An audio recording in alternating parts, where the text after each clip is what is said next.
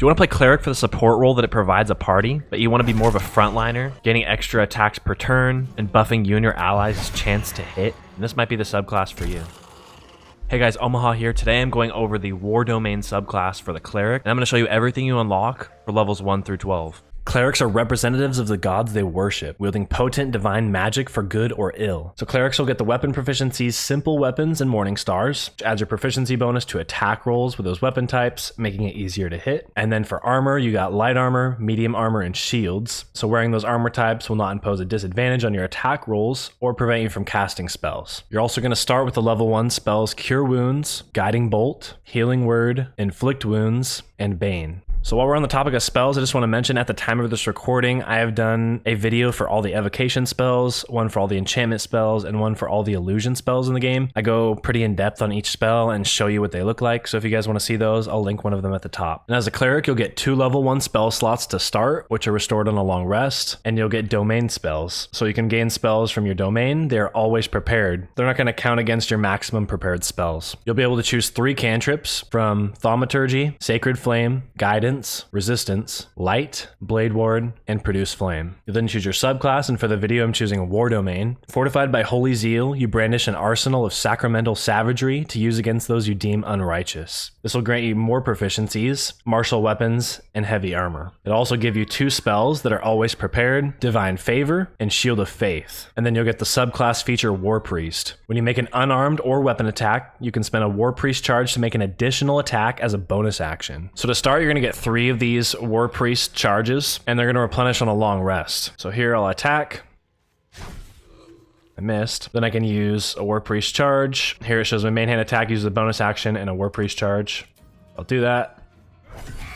And then I attack twice in 1 turn. And I have 2 charges left. You'll then choose your deity. So depending on which deity you follow, it's going to provide you different dialogue choices throughout the game, and certain NPCs will see you differently depending which one you choose. If you want to hear me read all these, I'll post my life domain video up here at the top right corner, so you can click on that and hear me read all those. You then choose your ability points. So keep in mind, Wisdom is going to be your primary ability. It's going to be used for your spellcasting ability, so that's going to influence your chance to hit with certain spells, and for classes that need to prepare spells, it affects how many spells you can prepare. You'll then choose your skill proficiencies, and you'll be able to choose 2 from History, Religion, Insight, Medicine, and Persuasion. Level 2, your health's going to go up. You'll get your 3rd level 1 spell slot, and you'll get the class feature Channel Divinity Charges 1. So you get 1 charge to start with. You gain the ability to channel divine energy, starting with 2 effects, Turn Undead, and an effect determined by your domain, replenished by short or a long rest. So that first one, Turn Undead, pray to turn all undead that can see you for 3 turns. So turn, the affected entity must move away from the creature that turned it. It can't take actions, bonus actions, or reactions other than dash, or try to escape an effect that prevents movement, and that ends upon taking damage. Now to use 1 Channel Divinity charge. Has a pretty big range. So all 3 of them returned. I'll end my turn. So they're all just basically going to flee for me. And that'll last 3 turns. And then you have Guided Strike. You gain a +10 bonus to your attack roll. So the attack roll is what's going to determine whether you hit the enemy or not. The attack will succeed if the roll matches or exceeds the target's armor class. And that's going to use a Channel Divinity charge as well. Okay, so here's my Guided Strike. It's a reaction, so it can only be used in response to a specific event. Here I'll pull up my reactions page, and I have that checked as well as my opportunity attack. I'll end my turn. So here I can perform an opportunity attack, and then I can add that on. So I need a 14 to hit, and I rolled a 5. So that'll give me +10, which will get me up to 15, which will give me a hit.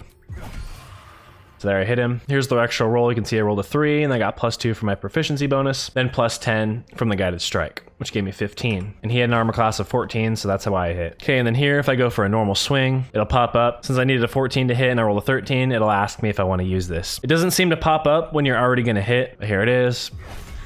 You'll then be able to prepare 5 spells, and those will be Protection from Evil and Good, Sanctuary, Bane, Command, Bless, Cure Wounds, Healing Word, Guiding Bolt, Inflict Wounds, and Create or Destroy Water. Once you hit level 3, you're going to see your health go up again. You'll get your 4th level 1 spell slot and 2 level 2 spell slots. You'll also unlock the spells Aid, Blindness, Calm Emotions, Enhance Ability, Hold Person, Lesser Restoration, Prayer of Healing, Protection from Poison, Silence, Spiritual Weapon, and Warding Bond. And then you get 2 always prepared spells, Magic Weapon, and spiritual weapon, and then you'll be able to prepare 6 of your known spells. And remember, the amount you can prepare is directly affected by your wisdom ability. Level 4, you'll get that health increase. You'll get your 3rd level 2 spell slot. You'll be able to choose your 4th cantrip. You'll be able to prepare 7 spells now with a wisdom of 17. And then you can choose your first feat. So a couple that I like for the war domain, Savage Attacker is really good.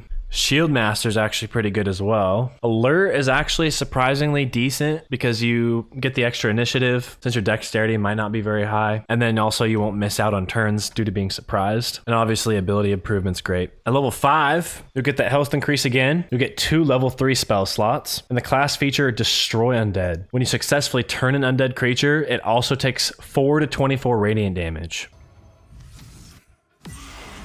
They're both turned, and he took 17 radiant, and he took 15 radiant damage. You'll then get level 3 spells, those being Animate Dead, Beacon of Hope, Bestow Curse, Daylight, Feign Death, Glyph of Warding, Mass Healing Word, Protection from Energy, Remove Curse, Revivify, Speak with Dead, and Spirit Guardians. And you'll get 2 always prepared spells. First one, Spirit Guardians, and then Crusader's Mantle. And now I'm able to prepare 8 spells. Also at level 5, you'll see your War Priest charges go up to 4. Once you hit level 6, you'll get that health increase again, your 3rd level 3 spell slot, you'll get your 2nd Channel Divinity charge, and you'll get the subclass feature Channel Divinity War God's Blessing. Endow a nearby ally with the glory of your god to grant them a plus 10 bonus to their attack roll. So that's going to work the same way as your Guided Strike, except you can use it on allies now. And this one will actually use a reaction resource, unlike Guided Strike, which just uses the Channel Divinity charge. So here, Shadowheart's turn, I'll attack.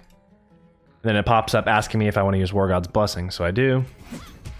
And there you see she rolled a 6, added +2 from her proficiency, and then the +10 from War God's Blessing, and then +1 from Strength modifier, so she got a 19. And then you can prepare 9 spells. Level 7, your health's going to go up again. You'll get your first level 4 spell slot, and you'll get the level 4 spells Banishment, Death Ward, Freedom of Movement, and Guardian of Faith, along with 2 domain spells, always prepared, Stone Skin, and Freedom of Movement. And then you'll be able to prepare 10 spells. All right, at level 8, get that health increase, your 2nd level 4 spell slot, and you'll get the action Divine Strike Weapon. So once per turn, deal 1 to 8 in addition to your melee weapon damage. And for the War Cleric, the type of extra damage you deal is based on your main hand weapon. So with a mace that does bludgeoning, it's going to do 1 to 8 extra bludgeoning damage. So here, when you click on it, it'll actually say once per turn, deal 2 to 14 bludgeoning damage in addition to your melee weapon damage. That's wrong. It's still going to, that's just the total damage that you'll deal. So I took my 1 to 6 from my mace, and then it adds the 1 to 8 from the Divine Strike weapon. So it deals a total of 2 to 14 bludgeoning damage. Here, I'll use that. Did 14 damage, rolled 5 initially from my mace, and then +2 from the ability. And since he was vulnerable to bludgeoning, it did 14. And then if you have a ranged weapon equipped, you'll also get a ranged variant of that. So it'll take my 1 to 6 +2 from the bow, and add 1 to 8 piercing on top of that. So here's that. You'll then be able to prepare 11 spells and choose your 2nd feat. Level 8's also where you're going to get 5 War Priest charges. Level 9, you'll get that health increase again, your 3rd level 4 spell slot, and your 1st level 5 spell slot, along with the level 5 spells Contagion, Dispel Evil and Good, Flame Strike, Greater Restoration, Insect Plague, Mass Cure Wounds, and Planar Binding. And then you get 2 always prepared spells, Flame Strike, and Hold Monster. And then you'll be able to prepare 12 spells.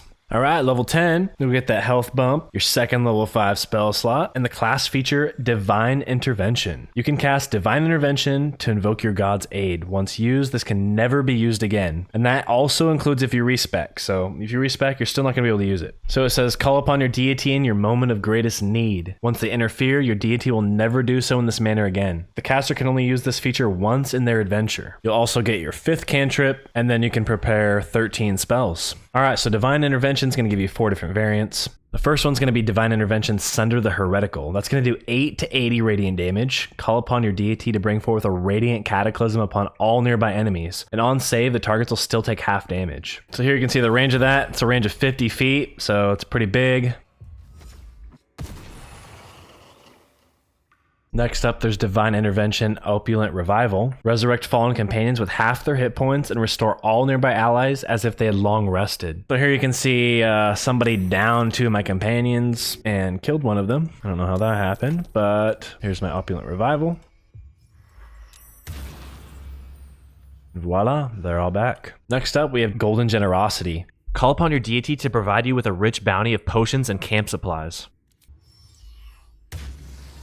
Boom. There's a chest.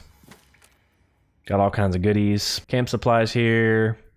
Potion of Supreme Healing. Some pretty good elixirs. It's okay. It's not too bad. I don't think it's the best option. And then finally, we have Divine Intervention, Arm Thy Servant. Call upon your deity to grant you a legendary weapon forged in the fires of your holy bond, and it's permanent. And that granted me the Devotee's Mace. So this weapon is going to do 1 to 6, plus 3, plus your strength modifier. So right now I have strength of 13, that gives me +1. And then it'll add 1 to 8 radiant damage as well. And then it has weapon enchantment +3, which gives it a +3 bonus to attack rolls, makes it easier to hit, and +3 bonus damage. It's also going to give you the class action Healing Incense Aura, which gives you 1 to 4 healing at the start of your turn for 10 turns. And that's going to recharge on a long rest, and it uses a bonus action. So here's the start of combat. I'll use Healing Incense Aura. There's the range. I'll then end my turn.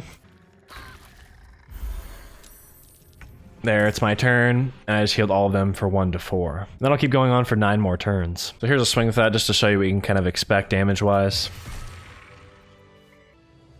So here's a little pro gamer tip for you. So since you can only use this once per playthrough, per character, and you do not get it back upon respecking, what you can do is take any party member that isn't going to be a cleric in the long run, and at level 10, you use this, give them the mace, or if you want the supplies or whatever. And once they've used it, you just respec back into the class you originally wanted them to be. So then you can arm your whole group with those maces, or you can just give yourself a bunch of camp supplies. All right, level 11. You'll get the health increase, your first level 6 spell slot, and the level 6 spells Blade Barrier, Create Undead, Harm, Heal, Hero's Feast, and Planar Ally. You also get to prepare 14 spells. And then at level 11, your War Priest charges will go up to 6. And finally, for level 12, you'll get your final health increase. You can prepare 15 spells, and then you'll choose your third and final feat. And that's going to cover everything for the War Domain subclass of the Cleric. If you like this video, hit that like button. It helps me out a ton, helps other people see this video, and subscribe if you want to keep seeing videos like this. And if you guys do want to support the channel even further so I can make more videos, you can click that join button down by the subscribe button down there and become a member of the channel. Thank you guys so much for watching. We'll see you next time.